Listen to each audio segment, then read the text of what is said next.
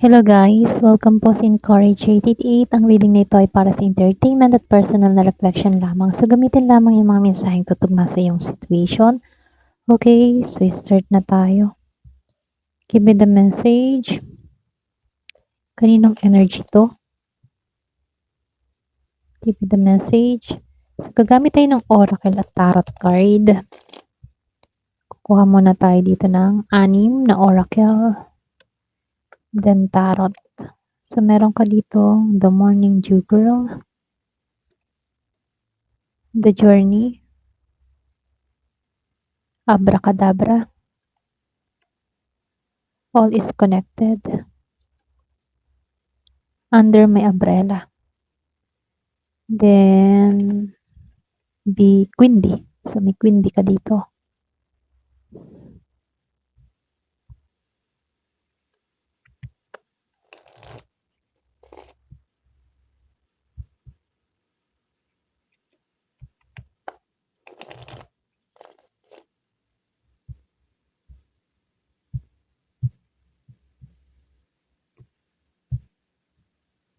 Ay, sorry.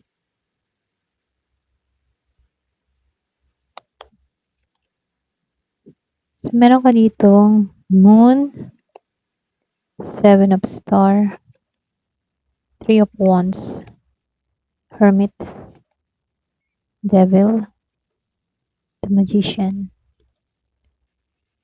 5 of Swords reverse, 7 of Swords, Star.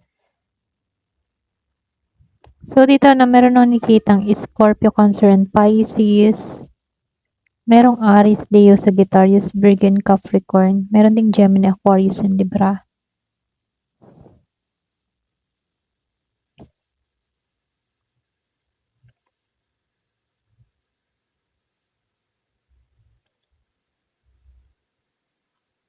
Malakas dito yung Gemini. So, adjust ko lang ng konti.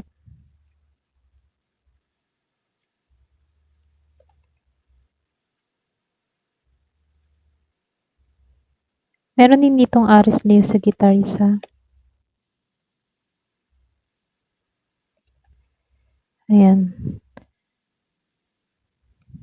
So, magbase na lang tayo sa energy. So, comment ka na lang kung ganito yung energy mo. So, dito, no, lumabas to morning dew in the journey.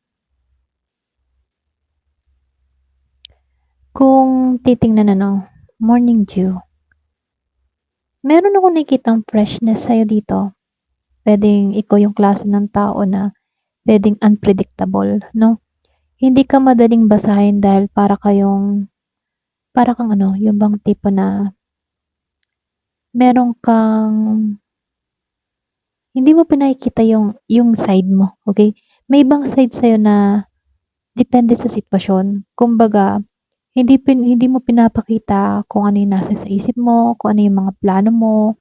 Akala nila, kilala ka nila, no? So, meron kang bagong version dito. Para bang yung iba sa inyo, meron kang binago sa sarili mo. Merong paglago na nangyari sa'yo. Kumbaga, no, hindi nila ma-figure out kung ano ba yung nasa isip mo, ano ba yung plano mo, okay? Yung iba sa inyo, ha, lumabas tong journey. So, ibig sabihin, hindi nila ma-figure out kung saan ka talaga pupunta. Okay? May sarili kang journey. Hindi mo kailangang ipaliwanag lahat ng ginagawa mo. So, ibig sabihin, para bang may plano ka, sinusundan, no? So, ibig sabihin, ikaw lang yung nakakaalam. Para bang ikaw yung klase ng tao na kapag meron kang gusto mangyari sa buhay mo, plano, hindi mo siya ni-share. Okay? Kumbaga, masyado kang masikreto sa mga gusto mong mangyari o gusto mong marating sa buhay mo. Secretive mo, no? Hindi ka madaling mabasa ng iba. Ito lang nakikita ko sa'yo. Abracadabra. All is connected. Ito yung pinakamalaking clue. Yung sinabi ko kanina dito. Hindi ka kasi mabasa dito eh. Abracadabra. So, ibig sabihin, may ability ka na biglang mag-shift ng situation. So, ibig sabihin, kapag akala nila, alam nila na yung kasunod mong gagawin, may ginagawa kang unexpected. So, ibig sabihin, hindi nila maintindihan kung paano mo nagagawa yung mga pagbabago mo. Okay? All is connected. So, nakikitaan ko dito, no, para bang napapansin nila na parang may pattern ka sa mga ginagawa mo. Hindi random yung mga decision mo. May connection, okay, base sa mga experiences mo, or pwede rin sa mga choices, or pwede rin hindi nila makita yung buong picture kung ano ba yung gusto mong mangyari. Okay? Para bang palaisipan ka sa ibang tao. Hindi ka madaling ah mabasa. Para bang naghuhula ka sila na, ano ba yung kasunod na gagawin ng tao na to?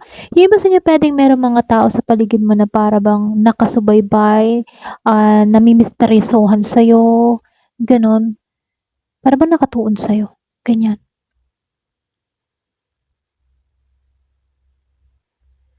Under my umbrella. Then, lumabas tong Queen Bee. Kung titingnan mo sa under my umbrella, no? Para bang ikaw yung klase ng tao na masyado kang protective or pwede ring pinoprotektahan mo yung sarili mo. Hindi lahat, um, yung bang tipong hindi lahat ng nararamdaman or iniisip or plano mo ipinapakita mo sa iba. Ganon. Para bang pinoprotektahan mo yung future mo. Ganyan.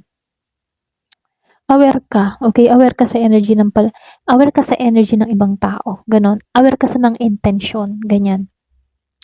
Meron kang emotional boundary. Kahit nakikita ka nila, no, hindi nila nakikita yung buong ikaw. So, may natural kang presence eh. Kahit hindi mo piliting maging center of attention, napapansin ka, ano, kung makikita mo sa Queen Bee. Kumbaga na-attract itong laywan, itong mga bee na to. Kumbaga, hindi nila ma-figure out paano mo nagagawa magkaroon ng influence nang hindi mo kailangang habulin ng approval ng lahat. Parang ganon. Pwede iba sa inyo, content creator, vlogger, or pwede ring public figure, ganyan. Kumbaga hindi mo kailangan na mag-approach ng iba para i-follow ka. Kusa nagfa-follow yung tao sa'yo. Ganun. Okay? So, dito, no, nakikitaan ko dito yung planet. Then, 7 of star. Malawak kasi yung ano mo, perspective mo dito sa planet, ano. Para bang hindi ka nakatingin sa immediate situation. Iniisip mo rin kung saan ito hahantong. Kung tutuusin, may sarili kang mundo eh. Para bang may sarili kang mundo dito na hindi nila mapasok. Kumbaga dito, ikaw yung klase ng tao na may vision, patience ka din, ano, may pag-asa ka. Ito lang nakikita ko sa'yo. May hope ka. Hindi nila maintindihan kung bakit kahit may delays or may disappointment na nangyayari sa'yo, may bahagi sa'yo na naniniwala ka pa rin na may magandang future na naghihintay sa'yo. Ganon. Para bang ikaw yung klase ng tao, oo, ma-down ako, babangon ako. Ganon. So, dito, no, kung titingnan mo dito sa Three of Wands, para bang may anticipation to na next chapter. So, you're looking ahead, ika nga, no? Para bang may hinihintay kang opportunity or development na hindi mo pa sinasabi na sa iba. Ganyan. May plano ka eh. Ito yung isa sa pinakamalakas. Kaya mong mag-isa. Kaya gusto mong umatras. Kaya mong mawala muna sa crowd o mag-isip. Ganyan. Hindi nila alam kung ano ba yung pinag-iisipan mo kapag tahimik ka, kapag may isang tabi ka, okay? Pero hindi mo kailangan sabihin lahat ng mga gusto mong mangyari sa buhay mo. May plano ka. So, nakikitaan ko lang din dito, no? The Devil and the Magicians. Kumbaga dito may intense side ka na hindi nila madaling maintindihan. Mari kang maging extremely focused kapag may gusto ka, no? Mas ano yon, tipong meron kang strong desire. Meron ka ding obsession na hindi mo basta pinapakita sa iba. Halimbawa, may gusto ka talagang gawin. Talagang andun yung pagpupursige mo, okay? Andun yung kagustuhan mo na makamit yung pinapangarap mo, ganyan. Kumbaga dito sa The Magician, resourceful ka eh. So, ibig sabihin kapag may problema, naghahanap ka ng paraan, okay? Hindi mo hinahayaan yung problema. Naghahanap ka ng paraan, naghahanap ka ng solusyon about sa problemang yon. Hindi alam ng mga tao or tao sa paligid mo kung ano yung kaya mong gawin kapag talagang nag-decide kang kumilos, okay? Kumbaga, pag meron ka talagang gustong gawin, meron kang um, yung nga sinabi ko kanina, gustong gawin, talagang kikilos ka. Gumagawa ka ng paraan para maayos ang lahat, no?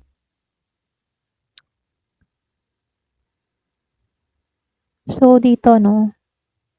Ikaw yung klase ng tao na hindi mo kailangang manalo sa bawat argumento. Okay? Halimbawa, sa away sa gulo or sa mga opinion ng iba. Hindi ka nakikipag-argumento or nakikipaglaban. Ganon. So, may tendency kang piliin na lang yung umatras kaysa sayangin yung energy mo sa walang katuturan. So, ibig sabihin, kaya minsan iniisip nila na hindi ka lumalaban, pero yung totoo, pinipili mo lamang yung battles mo kung kailangang ilaban. Kasi ikaw, ang battles mo alam mo eh. Pero do sa mga argumento, hindi mo yun battles. Kumbaga, hinahayaan mo lang yon, yung argument na yun, yung pakikipagtalo, mga ganyan. Ayaw mong sayangin yung energy mo sa mga walang kakwenta-kwenta. Ganon. Ikaw din yung klase ng tao na mahirap kang lokohin forever, ano? Kasi, kahit ikaw ay tahimik, may napapansin ka. May mga bagay na maaaring alam mo na, pero hindi mo agad kino-confront, okay? Para bang, akala ng iba naloloko ka, pero akala lang ng iba, pero alam mo, okay? Alam mo yung ginagawa nila, pero meron kang plano doon, ganon. May strategy ka, okay? Hindi ka basta-basta alam mo yun, na nagpapakatanga. Pero tingin ng tao para kang kayang lukohin pero gets mo sila. So, ikaw, hinahayaan mo lang pero meron kang strategy. Ganyan. So, Three of Star and the Knight of Sword. May capacity dito na ikaw makipagtulungan or matuto dito no, sa Three of Star para bang collaboration, ganyan. Hindi ka purely independent dito, marunong ka rin kumuha ng wisdom mula sa ibang tao. Okay? Karunungan, ganyan, sa ibang tao. Yung bang natututo ka din sa ibang tao, ganyan. Kumbaga, ginagamit mo yung karunungan na yon para mas lalo kang gumaling, ganyan. So, nakikitaan ko lang dito sa Knight of Swords, no, kapag ikaw yung nag-decide, mabilis kang kumilos. Kumbaga, ikaw yung tipo ng tao na action. Okay? So, ito yung hindi din inaasahan ng iba sa'yo eh. Matagal kang tahimik pero kapag ready ka na, biglaan kang kikilos. Biglaan kang action. Okay? Pwedeng iba sa'yo, mahabang panahon ka na nahimik, ganyan. Tapos bigla ka nalang boom. Okay? Meron ka nang naipundar. Ganyan, okay? Hindi nila alam na nagtatrabaho ka ng tahimik. Okay? So, dito, no, may bahagi sa'yo na ayaw mong ipakita. Okay? Ayaw mong ipakita yung decision mo. So, maaring mukhang undecided ka sa paningin nila, pero maaring pinoprocess mo lang muna kung yung gumagang, for example, na para bang kapag meron kang gusto na mangyari, ano, para bang tumatahimik ka na lang muna. Okay? Hindi mo pinakikita lahat-lahat. Ganun. So, bago ka gumawa ng final moves, nakikita ko dito, pinaprocess mo ito ng tahimik. Hindi mo ipinapalangka, pinagkukwento-kwento, or pinagsasabi-sabi. Kapag meron kang gusto mangyari or marating, tahimik ka. Tapos biglang magugulat na lang ang iba sa nararating mo. Ganon. So, hindi ka palaging predictable dito emotionally, no? May moment na parang sobrang composed ka. So, kaya mahirap nilang malaman kung ano ba yung tunay mong limit dito eh. Okay? Baga, mahirap kang subukan, mahirap kang kalabanin, ganyan. Kumbaga, alam mo yung limitasyon mo, ganyan. Okay?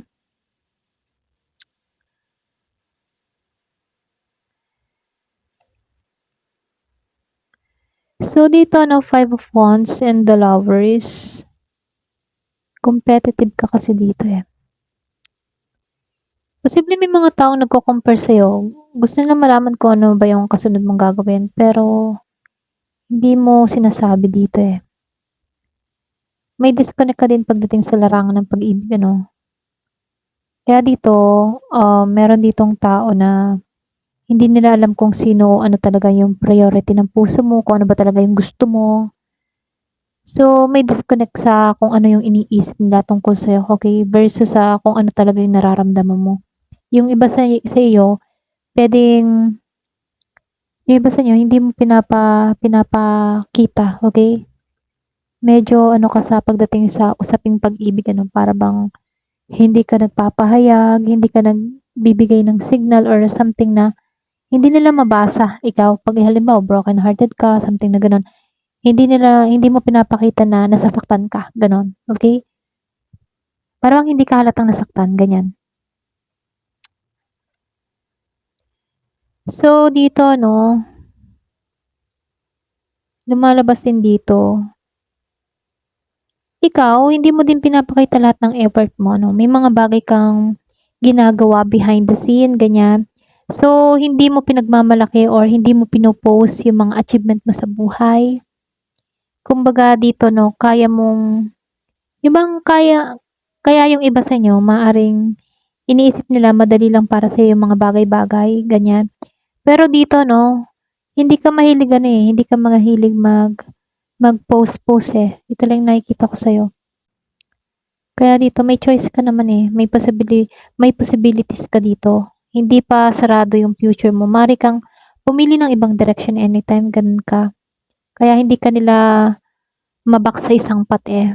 Kaya mo yung sarili mo. Kapag meron kang gusto mangyari, kaya mong lumikha para sa sarili mo. Ganun ka, okay?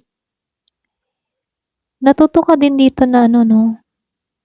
Yung iba sa inyo pwedeng natuto ka mag-let go dito sa Ten of Wands reverse. Hindi mo na gustong dalhin lahat ng problema. Kumbaga, kapag napagod ka na, kaya mong bitawan yung tao, yung situation, yung responsibility na hindi na healthy para sa'yo. Okay? Kaya mong talikuran yun. So, nakikitaan ko dito, hindi ka din madaling ma-predict, okay? May moment na mabilis ka, may moment na bigla kang humihinto, hindi nila alam kung kailan ka talaga kikilos, okay? Excuse me. So, yung iba sa inyo, no, hindi nila ma-figure out kung ano ba yung tunay na susunod mong hakbang, okay? Akala nila, yung personality mo, ay para bang tipo na private ka or may sarili kang plano, hindi mo kailangang i-announce ang ginagawa mo bago mo ito gawin, ganun. So, nakikitaan ko dito, masyado kang masikreto. Ayun. So, hanggang dito na lamang po. Thank you for watching. Love and peace.